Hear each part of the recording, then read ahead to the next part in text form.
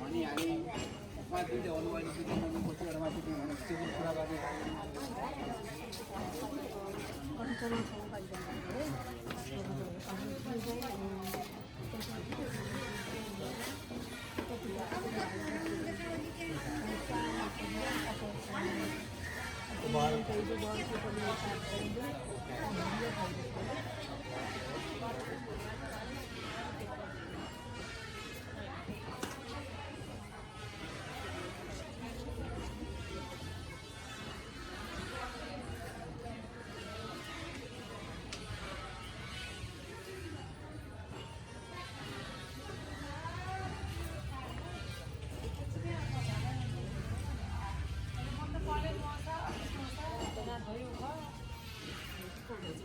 अच्छा बड़ा मोला मल्टीप्लेयर को बोलो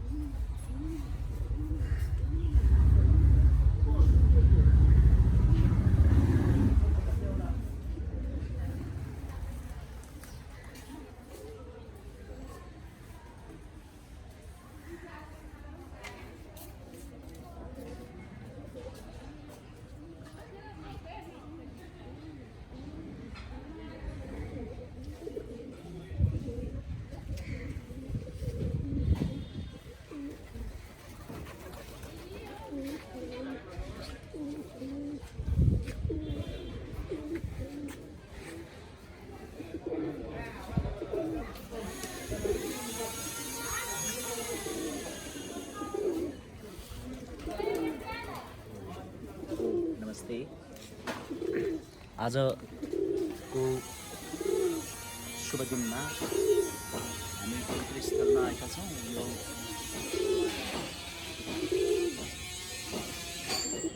मच्छिन्द्रनाथ सेतु मच्छिन्द्रनाथको निकै प्राचीन मन्दिरमा छ। यो मन्दिर करिब 8औं शताब्दीमा नरेन्द्रदेव मल्लको समयमा मच्छिन्द्रनाथको नेपालमा आगमन भएको भन्ने हामीले किम्वदन्ती सुन्दै आएका छौँ। त्यसर्थ आज हजुरलाई जुन देखाएका छौँ यो आकाश भैरव र अन्नपूर्णाको बिचमा जमल जनबहालमा रहेको सेतो मच्छिन्द्रनाथको मन्दिर छ। त्यसर्थ यो प्राचीन मन्दिर कति समय प्राचीन हो र यहाँको केही लेख रचनाहरू के कति पुराना तथ्य सत्यहरू प्राप्त हुनेछन् म यस विषयमा जानकारी गराउनेछु यहाँका अग्रजहरूसँगबाट र यहाँको अग्रजहरूदेखि के जानकारी प्राप्त हुन्छ त्यो विषयमा हजुरलाई बताउनेछु। यो मच्छिन्द्रनाथ जब नेपालमा आउनु भएको बताइएको छ त्यो समयमा मच्छिन्द्रनाथ नेपालमा आउँदा साधु सन्तको त्यति धेरै मान सम्मानमा कमी आएको देखेपछि मच्छिन्द्रनाथ सम्पूर्ण नागपासहरूलाई बाँसको ढुङ्ग्रोमा राखेर आफ्नो तन्त्र शक्तिद्वारा पुनः कामाख्या पीठमा फर्किनु भएको छ। त्यसर्थ त्यो समयमा उहाँलाई नेपालमा कसरी ल्याइयो र यहाँ कसरी प्रतिस्थापन गरियो भन्ने विषयमा निकै गहिरो अन्वेषणको जरुरी छ। आजको समयमा विशेष गरेर नेपालको कला र संस्कृतिको विषयमा अनुसन्धान गर्नुपर्दा मूल भाषाको विषय लिने हो भने नेपालमा रञ्जना लिपिको ज्ञान हुनु अति आवश्यक छ।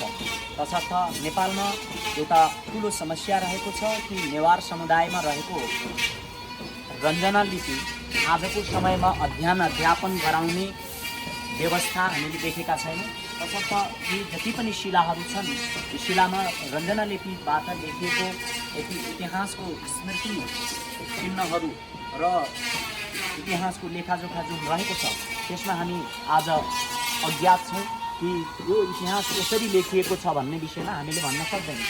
जस्तै हजुरलाई यहाँ एउटा महत्त्वपूर्ण लेख देखाउन सकिन्छ। यो जुन लेख छ निकै अस्पष्ट छ तर यो लेख प्रष्ट बुझिएको छ कि नेपाली या संस्कृतमा लेखिएको छ। तर यो निकै प्राचीन नभए तापनि देवीको यो पवित्र मूर्ति स्थापना भएको छ र यो नवीन स्थापना हो भन्ने बुझिन्छ। जसमा अवलोकितेश्वर भनेर जुन भाषा प्रयोग गरिएको छ मच्छिन्द्रनाथलाई करुणामय अवलोकितेश्वर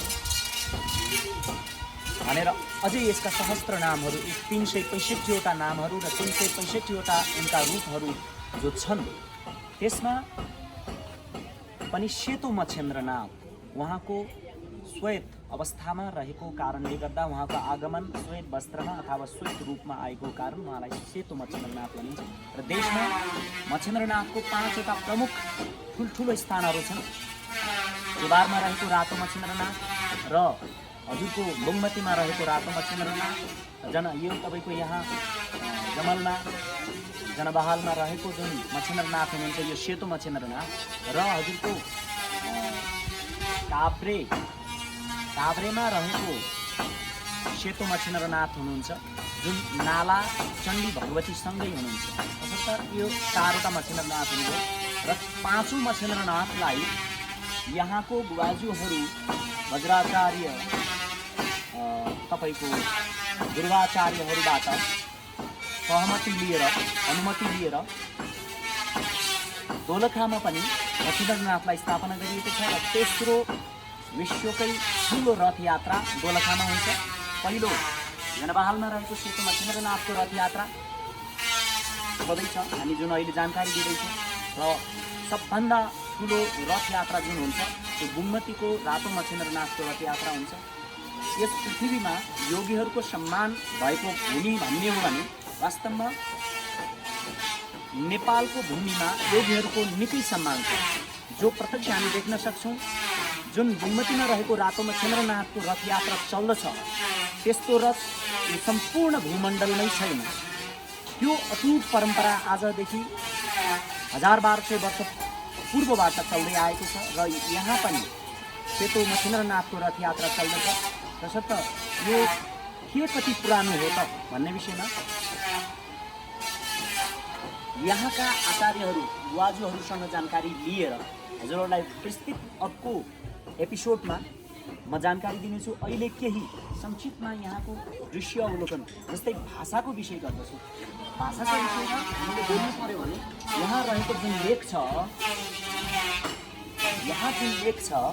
यो पूर्ण रूपले तपाईँको म अभ्यास गर्छु कि यो कुन भाषामा लेखिएको छ।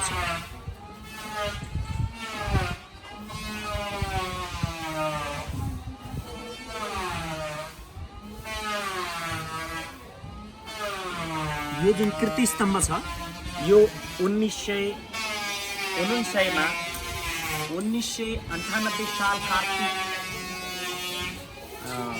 शुक्ल पूर्णिमा 18 गते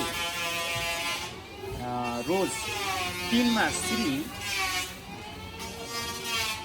श्रीपा सरकार त्रिभुवन वीरविक्रम सरकारको कीर्ति स्तम्भ रहेको छ र यसको केही सेवामा जमिन जग्गा राखिएको छ, उठी व्यवस्था गरिएको भन्ने यसमा संक्षिप्तमा मैले हजुरहरू समक्ष व्यक्त गरेँ।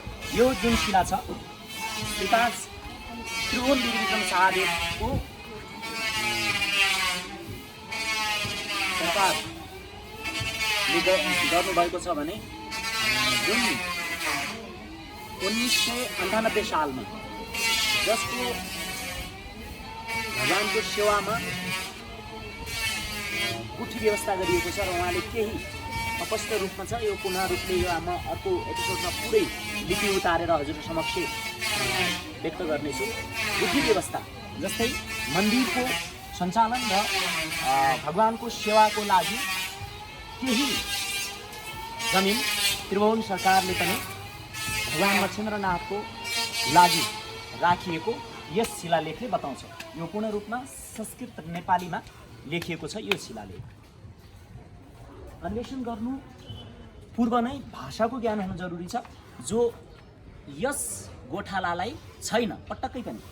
यहाँ अर्को समस्या के छ भने यो त्रिपुरमै विशेष प्रयोगमा आएको भाषा छ रञ्जना लिपि। जुन लिपि नेवारी भाषामा प्रयोग हुने लिपि हो, त्यो रञ्जना लिपि, त्यसको अध्ययन-अध्यापन नेपालभरिमा छैन।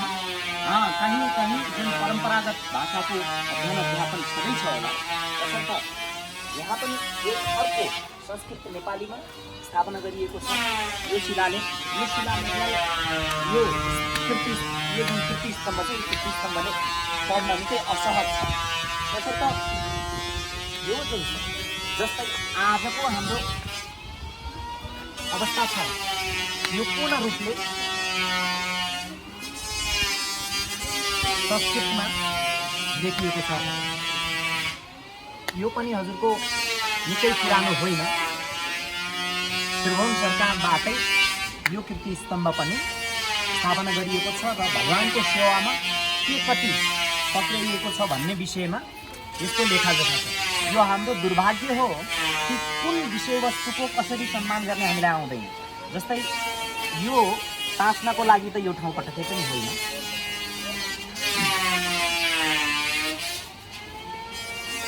यसको नीति-तिथिमा तपाईँहरूलाई केही बताउनेछु।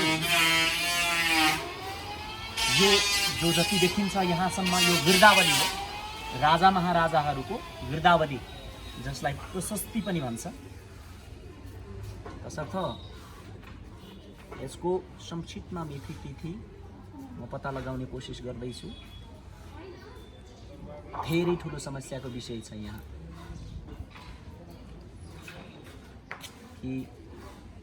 कि कसरी गर्ने भन्ने मान्छेहरूलाई ज्ञान छैन। यसरी यो 5 रुपियाँको कम्प्लेट लेखेर यहाँ टाँच्दिँदा निकै ठुलो काम गर्यो भन्ठानेको हुनुपर्छ त्यस्तो होइन। म माफी चाहन्छु। अर्को पटक यसलाई अलि मेहनत गरेर यसको तथ्य सत्य हजुरहरू समक्ष ल्याउनेछु।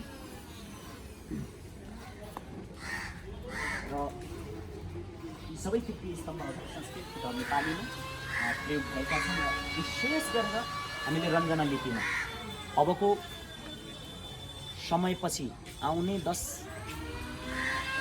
अथवा 20 वर्षपछि के यी रञ्जना लिपिमा रहेका लेखहरू र कृतिहरूको जानकारी गर्ने विद्वानहरूको उपलब्धि होला या नहोला त्यो भन्न सकिँदैन।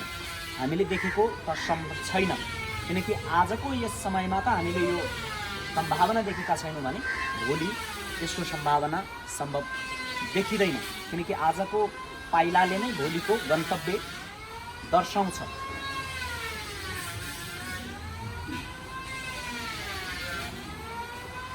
यो जुन लेख छ यो हजुरको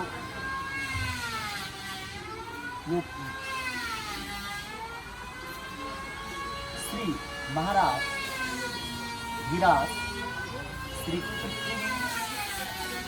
वीर विक्रम शाहदेव उहाँ जो हुनुहुन्थ्यो पृथ्वी वीर विक्रम शाहदेव भनेको त्रिभुवन सरकारको पनि बुवा।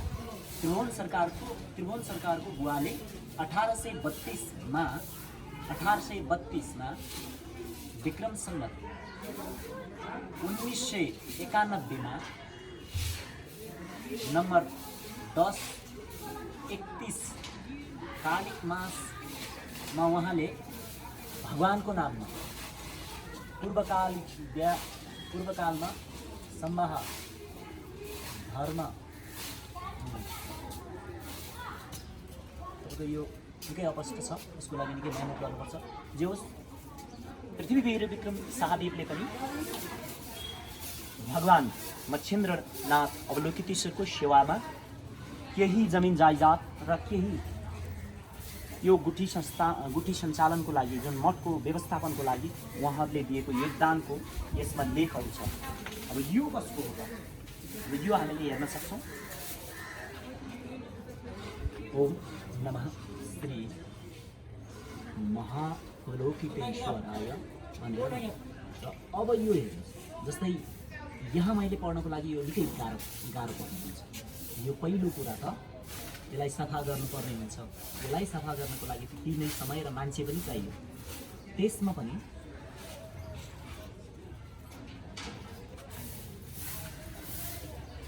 यो लिपि संस्कृतमा छ। फेरि पनि म यसमा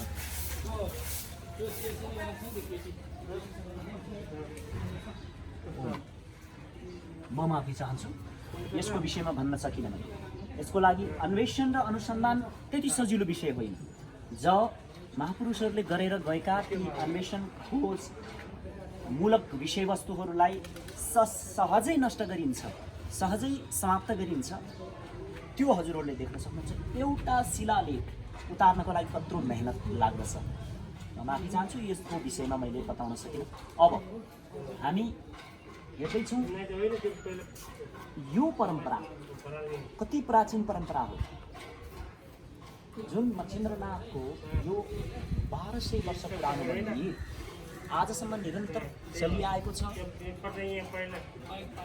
विशेष पर्वमा मच्छिन्द्रनाथलाई जब रथको तयारी गरिन्छ र उहाँलाई रथमा सवारी गराएर देशाटन लगिन्छ, त्यो भन्दा पूर्व अवस्थामा मच्छिन्द्रनाथलाई यहाँ ल्याएर अभिषेक गरेर स्नान गराएर तयारी गरिन्छ र पूजा गरिन्छ। जुन यो मन्दिरबाट बाहिर निकालिसकेपछि मच्छिन्द्रनाथलाई राख्ने जुन स्थान हो यो रहेको छ। तसर्थ हामीले आजसम्म पनि यो अवस्था देख्दैछौँ र यो यसरी संरक्षित रहेको जुन प्राचीन सभ्यताको संरक्षण र संवर्धन भइराखेको छ। जुन काठमाडौँ उपत्यकामा रहेको वज्राचार्य र गुरुवाचार्य नेवार समुदायबाट संरक्षण हुँदै आएको छ। यो हाम्रो एक राष्ट्रको शिर ठाडो गर्ने विषय रहेको छ। यसको संरक्षणको उत्तरदायित्व केवल नेवार समुदायको मात्र होइन र रह्यो कुरा यहाँ बुद्धिस्ट कि हिन्दूको कि यसको कि उसको भन्ने कुरा, यहाँ त्यसको कुनै पनि भेदभाव र कुनै पनि पक्षपातको कुरा छैन। यहाँ सम्पूर्ण नेवारहरूले सेवा गरिराखेका छन्, बुद्धिस्टहरू आउँछन्, अर्चना गर्छन्, जान्छन् र यहाँ हिन्दू मुस्लिम भन्ने केही छैन। केवल श्रद्धा, समर्पण र प्रेममा मात्रै यो स्थान रहेको छ। तसर्थ ओम नमस्ते। अहिले म हजुरहरूको पुनः एउटा सानो अर्को एपिसोडको लागि तयारी गर्दछु। उहाँ यहाँ रहेको जुन ज्येष्ठ अग्रजहरू हुनुहुन्छ, उहाँ अग्रजहरूबाट केही अझै राम्रो, अझै स्पष्ट विचारहरू प्राप्त गरुन्जेलको लागि प्रतीक्षा गर्नुहोस्। ओम नमस्ते।